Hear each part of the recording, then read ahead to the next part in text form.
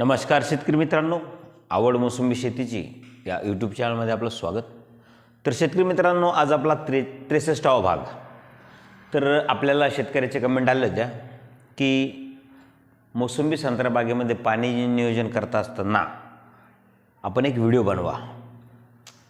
तर पाणी नियोजनावर आपण ऑलरेडी एक व्हिडिओ बनवलेला आहे, तरीसुद्धा आपण आज परत व्हिडिओ बनवतो आहे. तर शेतकरी मित्रांनो, मोसंबी संत्रा बागेमध्ये आपण पाणी देत असताना स्पेशली आपण 5 वर्ष वयाच्या पुढील झाडाचा आज आपला हा विषय आहे, म्हणजे ज्यांनी फळधारणा केलेली आहे त्यांचा. तर मोसंबी संत्रा बागेमध्ये पाणी नियोजन करत असताना आपल्याला प्रामुख्याने 3 प्रकारच्या जमिनी आढळतात. आता काही शेतकऱ्यांची भारीची जमीन असते, काही शेतकऱ्यांची मध्यम स्वरूपाची जमीन असते आणि काही शेतकऱ्यांची हलक्या स्वरूपाची जमीन असते. आता तुम्हाला मी अगोदरही बोललेलो आहे, भारी जमीन, मध्यम स्वरूपाची आणि हलकी. तर जमिनीमध्ये असलेले माती आणि दगड यांच्या प्रमाणावर आपल्या जमिनीची गुणवत्ता ही आपल्याला त्या ठिकाणी लक्षात येते. आता भारीची जमीन म्हणजे काय? एकूण 1 किलो मातीच्या वजनापैकी जास्तीत जास्त प्रमाण हे मातीच्या अनुरणीचे असणार, कमीत कमी प्रमाण हे आपल्याला त्या ठिकाणी दगडाचं आढळणार. तिला आपण भारीची जमीन म्हणतो. उदाहरणार्थ नदीकडीची जमीन, त्या जमिनीमध्ये आपल्याला दगडाचं प्रमाण आढळत नाही आणि भारीची जमीन असल्यामुळे काय होतं, त्या ठिकाणी पाणी धरून ठेवण्याची जी गुणधर्म असतात, अन्नद्रव्य आणि पाणी टिकून ठेवण्याची क्षमता या भारीच्या जमिनीमध्ये आपल्याला आढळते. जसं की पंजाब राज्यामध्ये 5 महानद्या असल्यामुळं पंजाब राज्य हे अख्खं सुपीक आणि भारीची जमिनीच आहे. तर भारीची जमीन, त्याच्यानंतर मध्यम स्वरूपाची जमीन. आता मध्यम स्वरूपाची जमीन म्हणजे कुठली? ज्या एकूण 1 किलो मातीच्या वजनापैकी 50% दगडाचं प्रमाण असणार आणि 50% हे मातीच्या अणुरेणूचं प्रमाण असणार, त्याला आपण मध्यम स्वरूपाची जमीन म्हणतो. हलकी जमीन म्हणजे काय? ज्या मातीमध्ये एकूण 1 किलो मातीमध्ये जास्तीत जास्त प्रमाण हे दगडाचं आढळतंय आणि कमीत कमी प्रमाण हे मातीचं आढळतंय, त्या जमिनीला आपण हलक्या स्वरूपाची जमीन म्हणतो. उदाहरणार्थ डोंगर भागामध्ये आपल्याला हलक्या स्वरूपाची जमीन त्या ठिकाणी आढळते. तर आपली माती बघितली, हलक्या स्वरूपाची, मध्यम स्वरूपाची आणि भारीची जमीन. तर 3 प्रकार आपल्याला त्या ठिकाणी जमिनीचे आढळतात. मग होतं काय?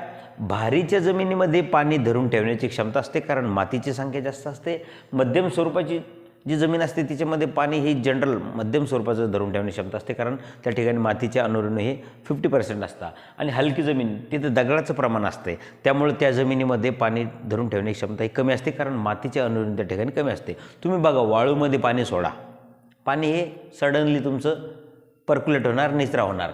मध्यम स्वरूपाची जमीन, पाणी द्या, 4-5 दिवसानंतर ती वापसा स्थिती येणार. परंतु भारीची जमीन, पाणी द्या, 10 ते 15 दिवस त्या ठिकाणी वापसा यायला लागतात. म्हणून जमिनीच्या प्रकारानुसार पाणी नियोजनात बदल करावा लागतो. मग आपली जर भारीची जमीन असेल तर आपण ठिबकद्वारे 8 ते 10 दिवसाला, भारीची जमीन असेल तर 8 ते 10 दिवसाला ठिबकने आपण 5-6 तास पाणी द्यायचं. तीच मध्यम स्वरूपाची जमीन असेल आणि आपण ठिबकने पाणी देत असाल तर 6-7 दिवसांनी आपण 5-6 तास पाणी द्यायचं. तेच आपण ठिबकने पाणी देत असाल आणि आपली हलकी जमीन असेल तर आपण 3-4 दिवसाने 5-7 तास पाणी द्यायचं. याच्यापेक्षा जास्त पाणी आपण द्यायचं नाही. त्याचं कारण, जास्त पाणी दिल्यानंतर आपल्या जमिनीमध्ये वापसा स्थिती लवकर येत नाही आणि आपल्या मुळांना प्राणवायू जो मिळतो तो वापसा स्थितीत आल्याशिवाय आपल्या मुळांना प्राणवायू मिळत नाही. म्हणून त्या ठिकाणी बुरशीजन्य रोगाचा प्रॉब्लेम निर्माण होतो. आपल्या जमिनीमध्ये मुळांना प्राणवायू मिळत नाही, मग त्या ठिकाणी आपल्या झाडांची पिवळे होण्याचं, फळगळ होण्याची क्षमता त्या ठिकाणी अधिक होते. त्यानंतर आपण लोड पाणी देत असाल, भारीची जमीन असेल आणि आपण लोड पाणी देत असेल तर 12 ते 15 दिवसांनी आपण लोड पाणी द्यायचं. त्याच्यानंतर आपली जमीन मध्यम स्वरूपाची असेल आणि आपण जर लोड पाणी देत असाल तर 8-10 दिवसानंतर आपण ते पाणी द्यायचं. त्याच्यानंतर आपण लोड पाणी देत असाल आणि आपली जमीन जर हलकी असेल तर आपण 7 ते 8 दिवसांनी आपण त्या ठिकाणी लोड पाणी द्यायचं. तर शेतकरी मित्रांनो, पाणी जास्त देणे आणि कमी देणे याच्यामुळं खूप सारे दुष्परिणाम निर्माण होतात.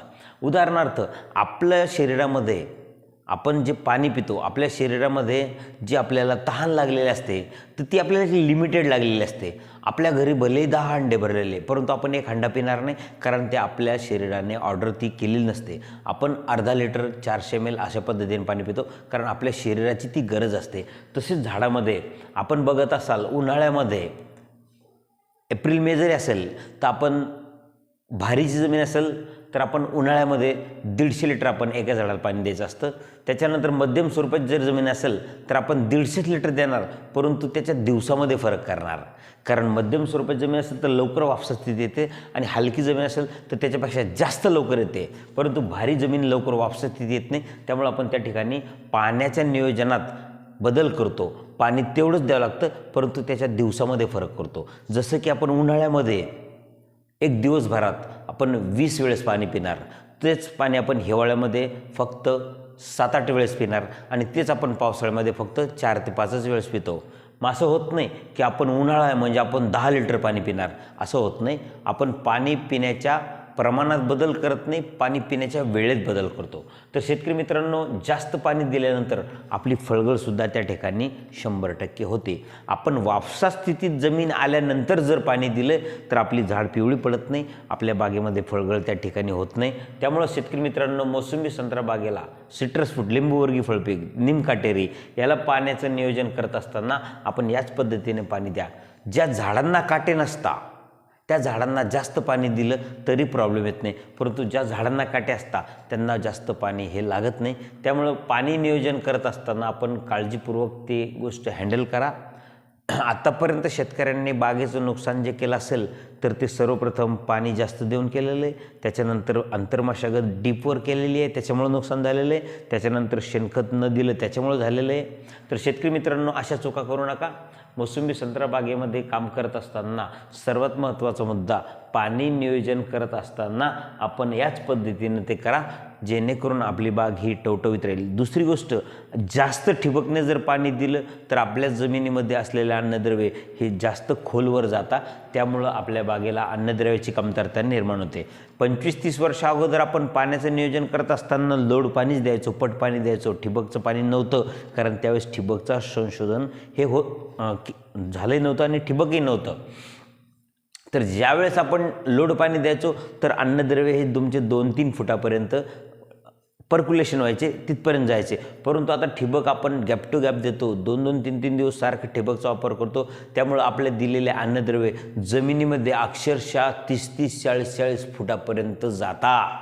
त्याच्यामुळं अलीकडे जे ठिबकचं पाणी देतोय, आपण दिलेलं नायट्रोजन, आपण दिलेलं फॉस्फरस, आपण दिलेलं पोटॅश, आपण दिलेलं कॅल्शियम, आपण दिलेलं मॅग्नेशियम, सल्फर असेल, फेरज असेल, मॅग्नीज असेल, कॉपर असेल, मॉलिब्डेनम असेल, बोरॉन असेल, झिंक असेल, आपण दिलेले बुरशीनाशक असेल, आपण दिलेले जमिनीमधील कीटनाशक असेल, हे ठिबकच्या माध्यमातून जमिनीत 20-20, 30-30 फुटापर्यंत जाता.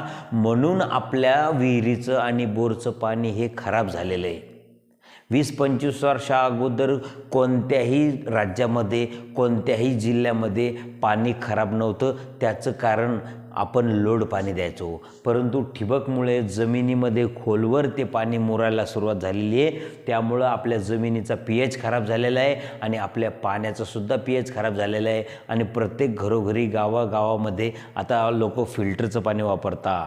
जर तुम्ही लोड पाणी द्यायची तरतूद असेल तर आजही तुम्हाला तुमच्या विहिरीतलं पाणी स्वच्छ मिळेल, फिल्टरची गरज पडणार नाही. तर शेतकरी मित्रांनो, पाणी नियोजनावर बोलत असताना मी तुम्हाला भले 1-2 तास बोलू शकतो, परंतु व्हिडिओ खूप मोठा होतो. त्यामुळं मोसंबी संत्रा बागेमध्ये आपण पाणी नियोजन करत असताना या पद्धतीने करा, जेणेकरून तुमच्या बागेमध्ये प्रॉब्लेम येणार नाही. तुम्ही पाणी व्यवस्थित जपून वापरलं तर त्याचा फायदा थेट मला काही होणार नाही, माझ्या विहिरीला काही पाण्याची लेवल वाढणार नाही, परंतु तुमचंच वर्षभर पाणी तुम्हाला पुरल आणि तुमची बागसुद्धा निरोगी राहील. तर शेतकरी मित्रांनो, आपण 43व्या भागामध्ये आपण जे बघितलं, मोसंबी संत्रा बागेला पाणी नियोजन करत असताना आपण ज्या गोष्टीचं काळजी घ्यायची, तर आशा करतो हे तुम्हाला समजलं असेल. कृपया आपण चॅनलवर जर नवीन असाल तर चॅनलला सबस्क्राईब करायला विसरू नका आणि तुम्हाला व्हिडिओ आवडला असेल तर व्हिडिओला शेअर करा, लाईक करा. मला भलेही यूट्यूबचे पैसे येत नसेल, परंतु ही माहिती जर इतर शेतकऱ्यांना मिळाली तर त्यांचासुद्धा या माझ्या व्हिडिओच्या माध्यमातून फायदा होईल आणि त्या ठिकाणी माझं एक नाव होईल. शेतकरी मित्रांनो, आपल्याला व्हिडिओ आवडल्यास व्हिडिओला शेअर करा, लाईक करा.